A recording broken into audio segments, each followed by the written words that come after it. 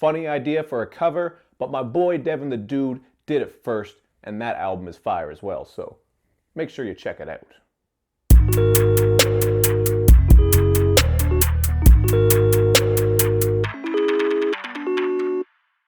What's up, everybody? It's Luke James, not the singer. If you're looking to get your music reviewed, you can hit up this email. That's right here. But today, we are talking about this new album from Amine, and it is called Good For You.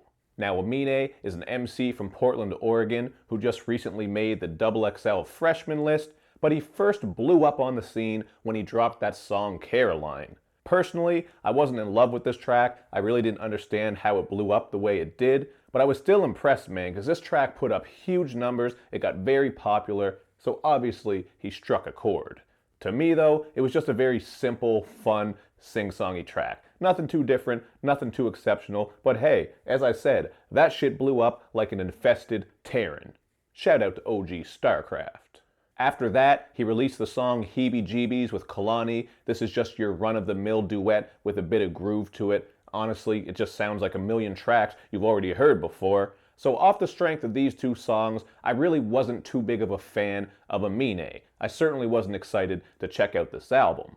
However, that all changed when he came out with the song Turf. I actually think that's the best song on this album, and it was the song that actually made me interested in checking this out. What you get is some very nice minimalistic production. I love his vocals on this because they're very raw and you can feel the emotion. And even the content on here is pretty dope as well. The way I took it is he was just rapping about that small town life, how you love where you came from, but you still got to get out there and see more. And he did a really good job of painting that picture. He brings up how he had to pack up his shit and get out of there to see other things, but still, when he goes back home, he loves the emotion that he's hit with as he gets to see his friends and family. As someone from a small town, I really relate to this, and I think you guys can as well if you're from that type of area, because you know if you stay there, you're going to stay the same person, nothing is going to change, so you need to get the fuck out of there. But all those memories and the love you have for that place are always going to be there. I just thought this was a very interesting track, love the sound of it, love the content, and you even get Uncle Charlie coming through with some of those classic vocals. Uncle Charlie is always welcome, so whenever I see him featured on a track, I'm pretty happy to hear those vocals. He's actually also featured on the song Dakota, where his style matches nicely with the funky production. So this song was my favorite by far, Turf, and I thought Dakota was alright as well. Not quite one of my favorites, but it is kind of fun. Unfortunately though, a lot of this album is very forgettable to me, and it also feels as if it were rushed out. You do get some glimpses of content on songs like Sunday, where he's going over his religious beliefs, as well as his familial relationships, and also on Money, where he's exploring the topic of money and how it can have an effect on people. But really, there is not a lot of wild depth on here, and this album overall just really didn't connect with me. I gave it many, many listens, probably 3 or 4, and a lot of these tracks just would not stick to me in any type of way. The auto-croon laced Shut the Fuck Up and Late Night Creep anthem Slide have some of the chintziest production I've heard all year, and the song Wedding Crashers really isn't much better. Although, it does kind of remind me of some Rugrats Tommy Pickles shit, so I guess that was kind of charming a little bit.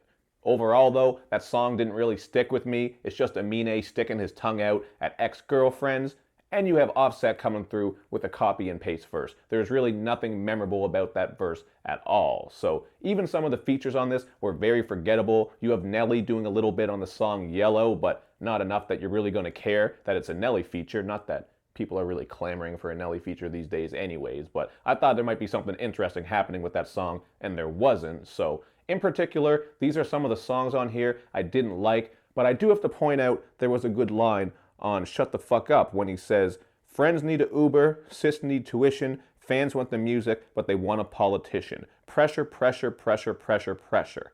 I just really like that line because I feel where he's coming from, man. He's a new artist trying to make his mark on the game, but it really seems like he's just having fun with this album. In spite of that, that line kind of seems like he's almost admitting to the fact that he's not going as deep as he could. He knows that people want more from him, but he's not really giving them that. At least that's the way I took it, and I definitely got that feeling as I listened through this album. It just seems like Amine is capable of so much more than what he gives us here.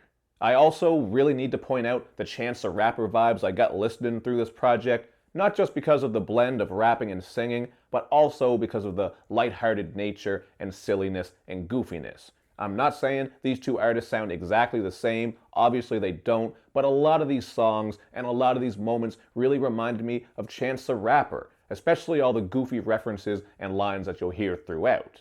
At times, it does come across as a bit corny and cheesy, at least that's my opinion, but I can still appreciate some of the references that Amine is making. I damn sure can't hate on the song Spice Girls, where he's throwing back to the girls who gave me my very first bone.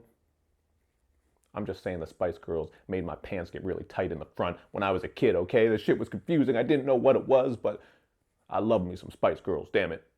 I think if you're a fan of artists like Chance the Rapper or Kyle, just those more fun, goofy rappers, you'll probably like this sound more than me, but this really just isn't my cup of tea, man. This isn't the type of rap that I like. I really was let down by this because I had high hopes for Amine, but that's not to say that I think it's trash, because it certainly has its merits. I especially like the song Veggies with those nice strings and Ty Dolla's vocals, and also Blinds. This shit really just felt like a missed opportunity to me though, because what you're getting is this short little interlude track basically, but he's coming through with some A Tribe Called Quest vibes. I love the production on it, I love that atmospheric breakdown, and he's also rapping with some more subdued flows, kind of like what he was doing on Turf. I think that sound actually works for him very well.